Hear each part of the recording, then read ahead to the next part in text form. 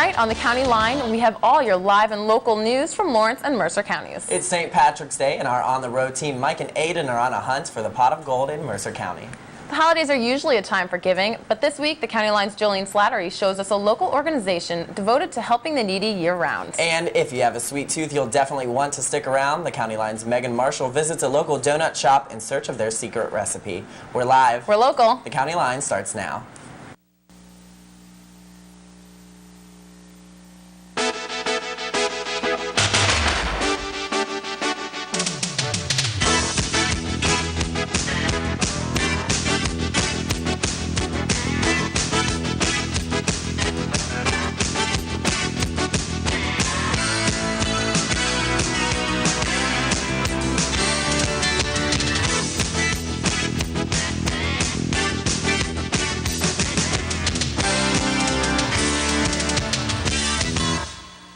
Happy St. Patrick's Day, and welcome to tonight's edition of the County Line. I'm Elizabeth Barry. And I'm Pat Sandora.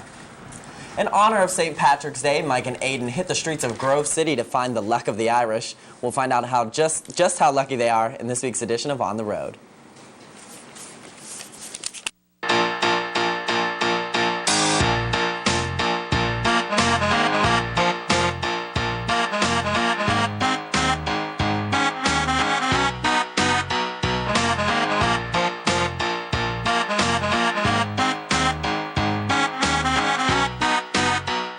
Welcome to On the Road. I'm Mike. And I'm Aiden, and we decided to come on down to Grove City College in search of a mythical creature today. We figured since Aiden and Ian found Bigfoot in Grove City last year, it'd be a good place to look for a leprechaun for St. Patrick's Day. There's many hiding places, and there's many Irish folk around here, so we're thinking, why not try to find a leprechaun? Of course, Aiden's an expert on the leprechaun's hiding places, so I she's do going have to some show us Irish around. blood in me, so you know. Hey, see, that's some Irish blood, so you're going to find it for. You're going to find us a leprechaun. Instincts, I got them. All right, let's go find a leprechaun. It seems that we have found some sort of leprechaun track running through this local park. I'm going to go find them. We're hot on their trail. I'm off. Well, Aiden took off after some tracks that she said were left by a leprechaun. I think somebody was walking their dog in the park, and those are actually dog tracks. But Aiden seems convinced that's a leprechaun, but, you know, I'll keep on the down low, you know. I'm not going to say anything. Aiden, what are you doing back there? Trying to track leprechauns. I figured that if I got on their level, they might be more liable to come talk to me. So you're going to hide behind the rock? I wasn't hiding, Mike. I was crouching down, trying to look smaller. Crouching down, is that like one of the tips of finding a leprechaun? Exactly. I figured if I was their size, I wouldn't be so menacing, and they might actually want to talk to me. Plus, this rock kind of looks like a potato. And I figure Irish people like potatoes, like the potato famine. Why do you think there was a famine? They ate all the potatoes. So here's a potato rock.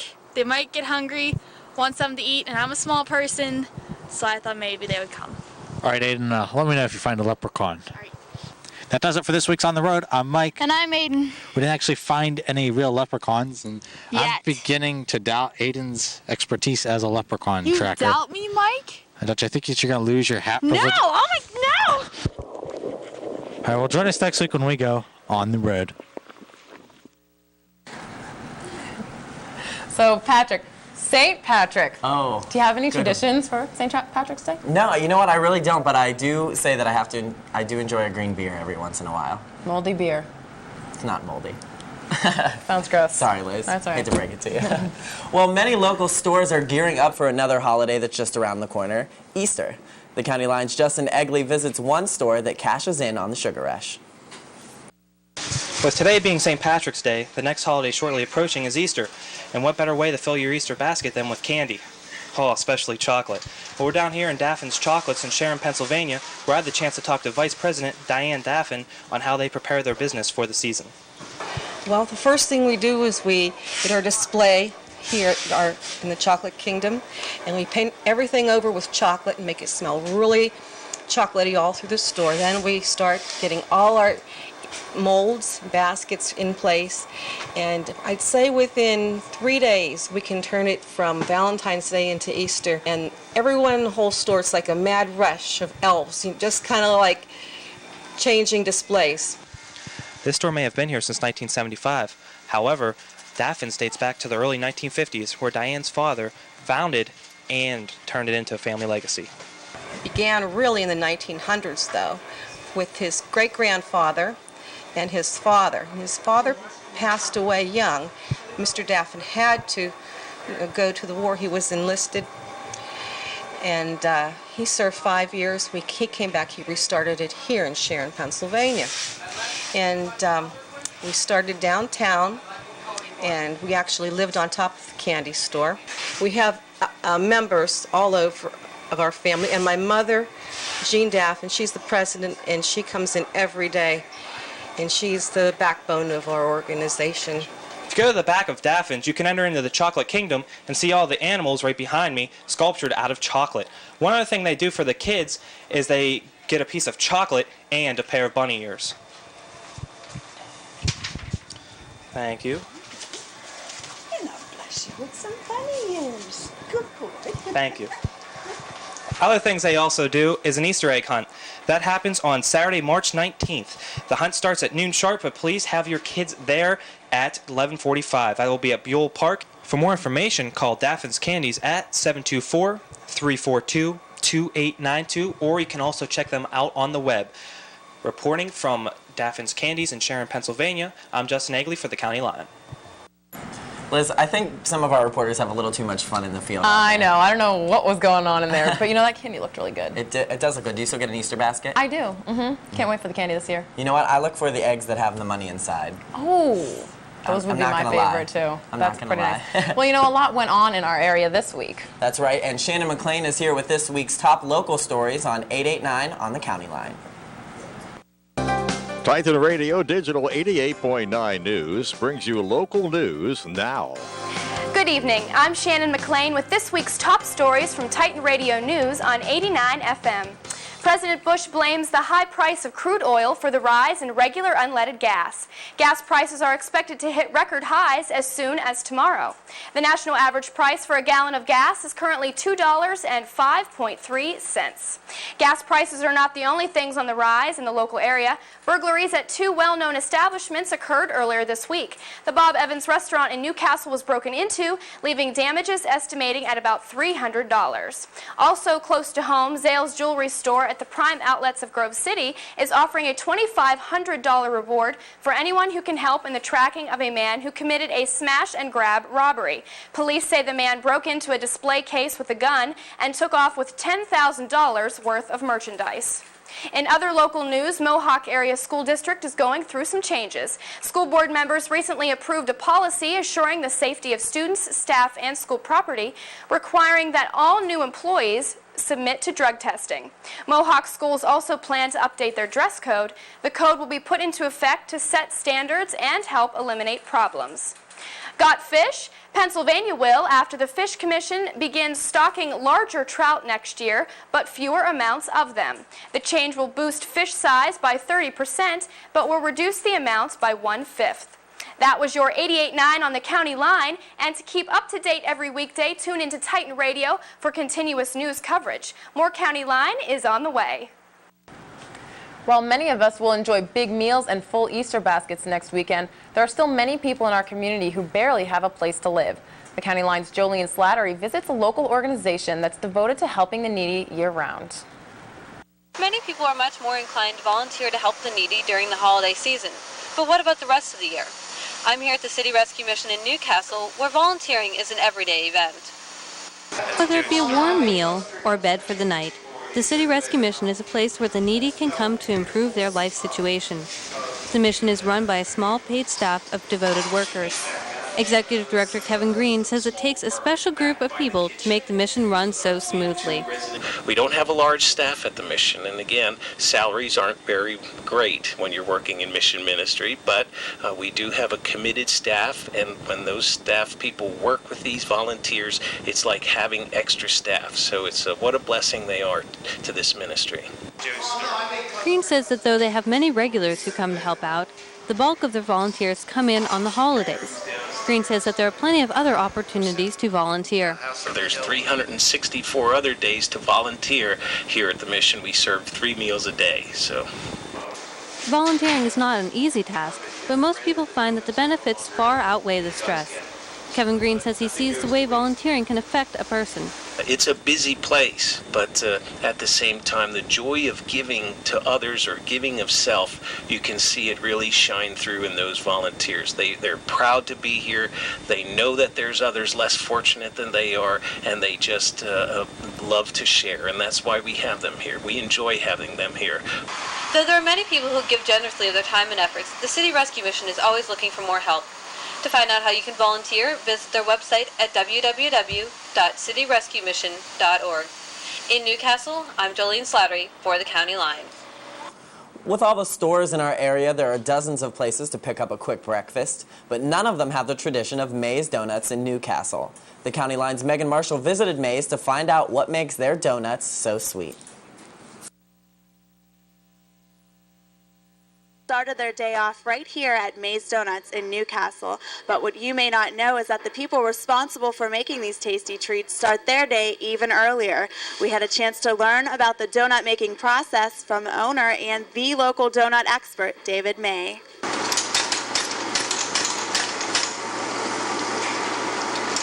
Cake donuts don't take long. You mix the batter. As long as the fryers are ready to go, you can have 4 dozen of cake donuts in less than 5 minutes. You know, and they're pretty easy to ice and everything, so it's not a matter of a lot of time. The raised donuts now, you have to mix a dough. The dough has to bed for 45 minutes or raise for 45 minutes, and then you cut it.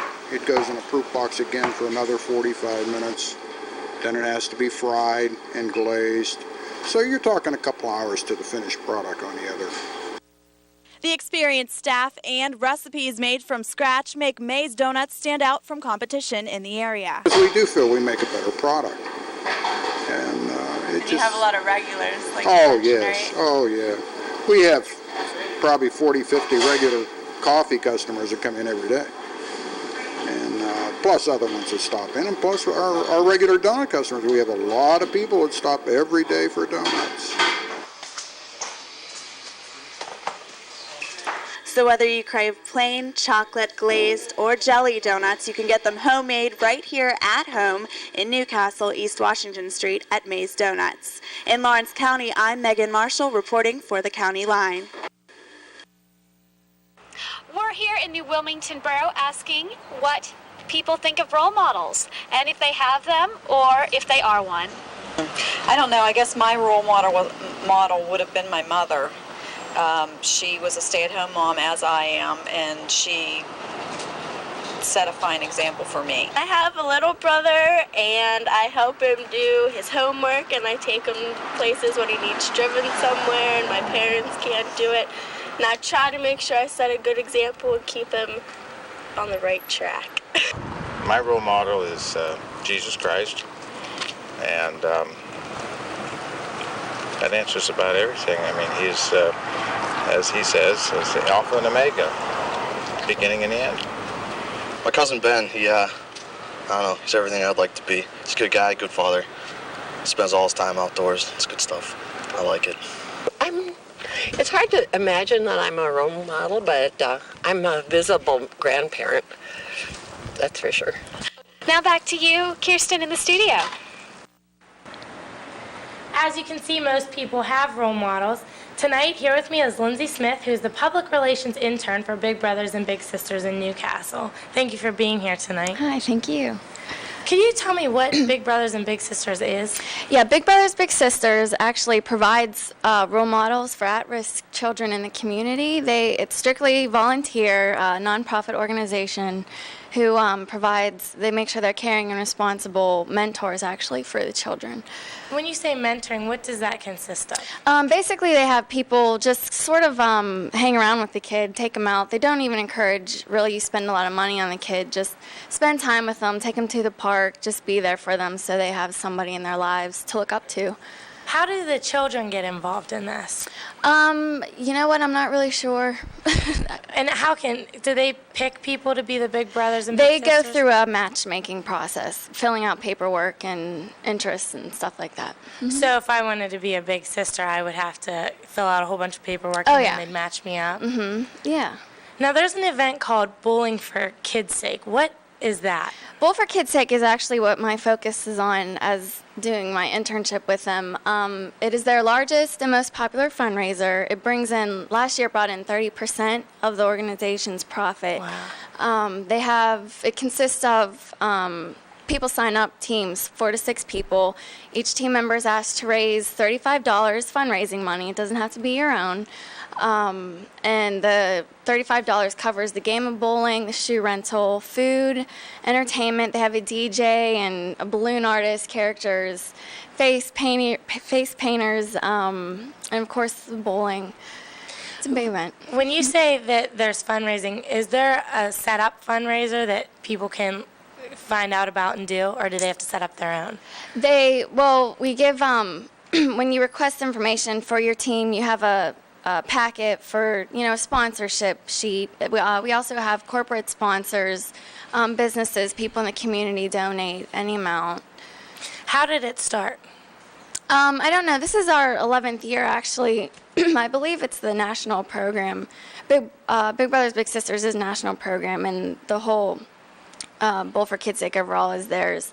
And this is our 11th year in Newcastle. Can anyone sign up? Yes, anyone can sign up. You can contact myself or the office in Newcastle and request information. And so you just go and you bowl. That's pretty much it? Yeah, pretty much. We have a Chinese auction, of items that have been donated, and you bid on those with your tickets, and it's day fun. Have you been doing it? Have you ever bowled before there? No, I've never done this. This is my first year, too. So you're going to bowl this year? Yeah. I am, too. Are you a good bowler? Oh, no. You don't have to be. Good. We could probably compete together because I'm not a good bowler either. Well, thank you for being here tonight. Thank you so much. If you would like to sign up for Bowl for Kids' Sake, the event is actually on April 2nd.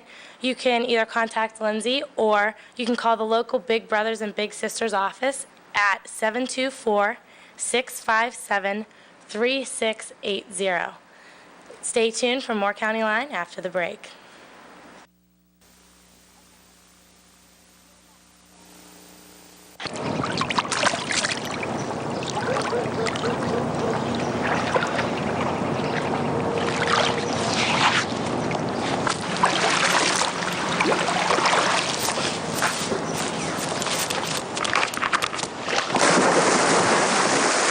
There's a better way to have fun with history.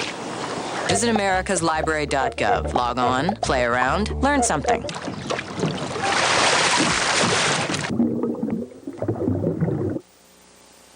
The Lawrence County Humane Society believes in the safety of spaying and neutering your animals.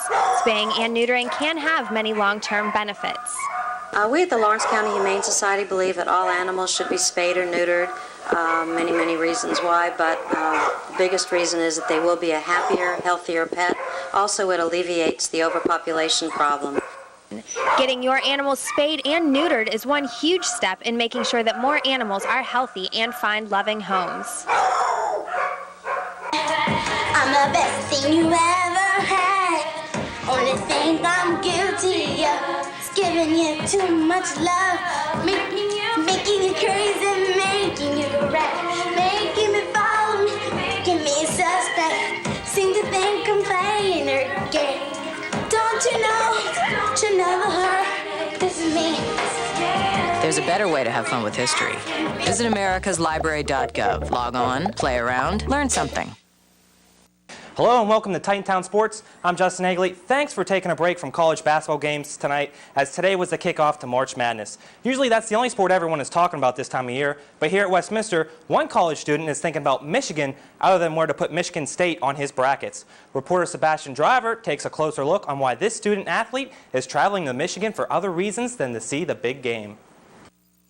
Thanks, Justin. And it won't be very long before they can add 2005 up there on the Conference Championships banner here at the Westminster Natatorium. And one of the main reasons why, sophomore sensation Ryan Trunk, who has had an amazing year. And while the President's Athletic Conference Championships were a couple weeks back, Ryan is still here in the pool training as he gets set for his first ever trip to Nationals.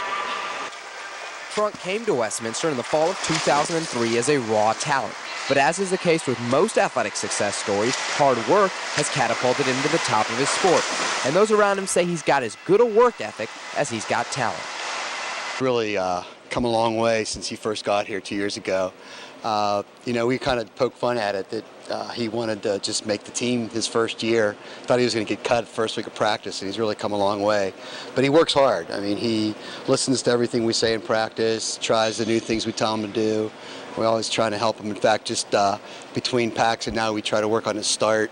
He's really got that down well, so hopefully with that little improvement, he's going to be able to drop some time at Nationals. After a freshman season that included 7 gold medals at the President's Athletic Conference Championships, his total of 4 this season might seem to some as a disappointment. But after qualifying for Nationals, Trunk feels he's made some pretty big strides in the past year. Yeah, my freshman year, like you said, I got my 7 gold medals, but I think I came pretty far this year with going to Nationals. I didn't get as many gold medals, but it's because the pack's getting faster, and I think that pushed me to getting my national cut. As the only member of the Westminster swim team taking part in Nationals, Trunk is carrying the flame, so to say, for one of the more successful programs here at the college. And according to his coach, Trunk is the best man for that job. Couldn't have happened to a better guy. He really represents the college well. He's a great student athlete, and we're pretty excited about it. Sebastian, and good luck Ryan Trunk this weekend. Even though the tournament started today for college basketball, high school teams have been battling for the right to have a sweet taste of Hershey. Here are this past week's highlights. University last Friday night, girls double-A action between Greensburg Central Catholic and the Lakeview Lady Sailors. For Greensburg, it would start off with Maggie Gibson right here, making the first points for her team. With this foul shot, that was only one of her team-high 13 points. Her teammate, Ashley Henderson, puts on a move and gets the bucket right there, as she respectively had 12 points on the evening. Also had a great defensive effort, but Lakeview would go into the half, losing 18-29. The lead only grew, but finally at the end of the third quarter, Sheena Aiden makes the point right there. She had 18 total, and that would be the start of a 22-3 run for the rest of the game in Lakeview's favor. Greensburg's fans already celebrating, thought they had this one in the bag, but Cammie Fry would prove them wrong as she nails a 3 right there, helps her team make the comeback. Lakeview now only down by 3 with only seconds left on the clock. The fans were going nuts. Lakeview has a chance to tie it to go into overtime right here with a 3-point shot, but it is stuffed by Ashley Henderson right there as Lakeview loses 46-49. Now for girls single-A action back at Slippery Rock Saturday. That's head coach Pat Mastrian for the Kennedy Catholic girls, as they would give the ball to this girl most of the night, Kendra Rahowski. She makes the long jumper. That's only a 2-pointer, but she had 26 points. That's a game high, and she had 9 of those points in the fourth quarter. Union would steal the ball right here off of Kennedy Catholic. They give it to Bethany Cook. She makes the layup on the left-hand side. She had 13 points on the evening, as Kennedy Catholic would go into the fourth quarter losing by 6. They would make up the deficit, though, as it would come down to this final 25 seconds on the last possession for Kennedy Catholic. Alexis George make the jumper right here. No, she misses. Union gets the rebound. Alexis steals the ball off of her, gives it back to Rahowski. She's been on fire most of the night, but she misses the jumper right there as Kennedy Catholic gets the rebound, gives it back to George for another opportunity, and she makes a 3-pointer. That puts them up by 1. Timeout is called. They are ecstatic, and they would actually win this game with only a few seconds left on the clock. And that's final score, 60-59. They move on to the next round. Now to the single-A men's action. Tuesday night, Clarion University. This is the second time in 3 years Kennedy Catholic made it into the Western Final.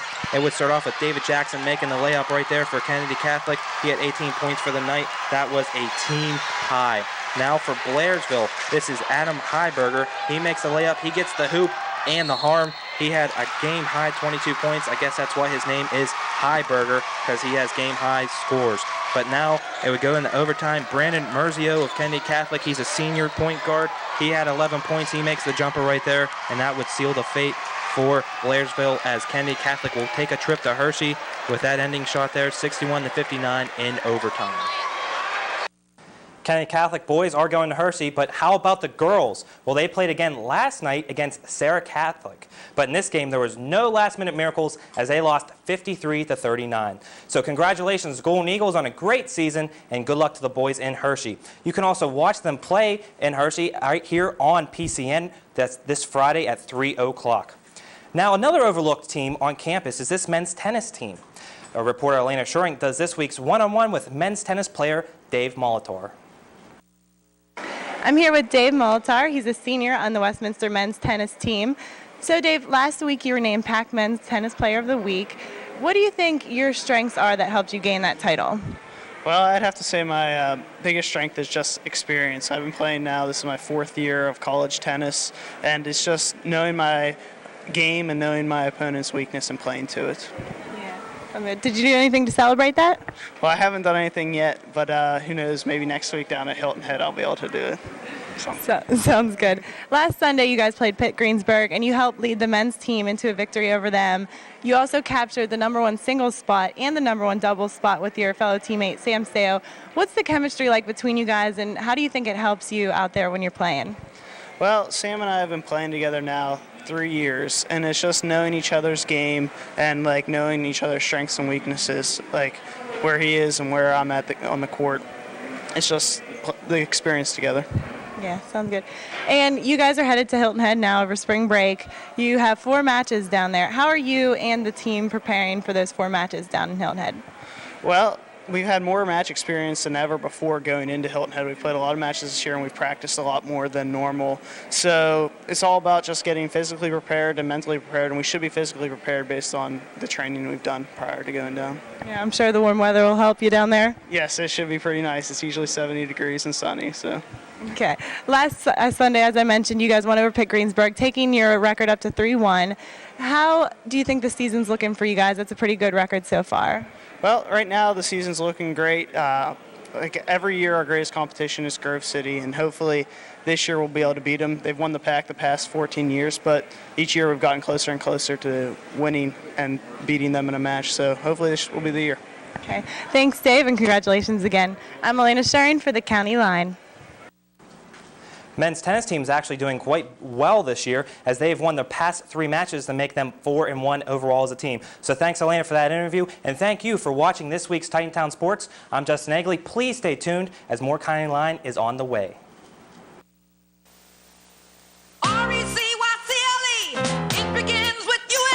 If you recycle aluminum cans, we could be made into new cans or other things like wall furniture. Same goes for us polyethylene soda bottles. We can be recycled into neat stuff, like T-shirts. Whee! Gotcha. My buddies never get tired of recycling. We can be made into cool things like soaker hoses.